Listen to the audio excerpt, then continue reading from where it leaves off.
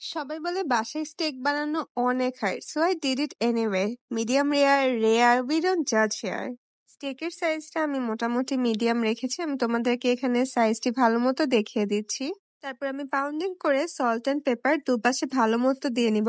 Pounding করা is very important, এর মাধ্যমে স্ট্রেসও রিলিজ হয়, স্টেকটাও অনেক বেশি সফট হয়।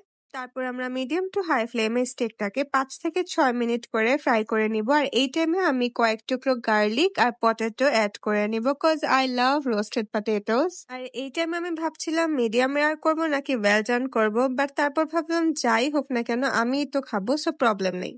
স্টেপস গুলো আর কুকিংটা অনেক বেশি সিরিয়াস হলেও খাওয়ার টাইমে কিন্তু শুধু চিল। আর বাসায় স্টেক বানাতে যেয়ে ভাবলাম যে বাসায় যদি পারফেক্টলি একটি স্টেক বানানো যায় তাহলে লাইফে কনফিডেন্স অটোমেটিক আপ হয়ে যায়। আর কেনই বা হবে না, এরকম 3-4 হাজার টাকার জিনিস আমরা বাসায় এত ইজিলি বানিয়ে ফেলতে পেরেছি, এর থেকে ভালো আর কি হতে পারে। সো তোমরাও বাসায় ট্রাই করবে। বাই।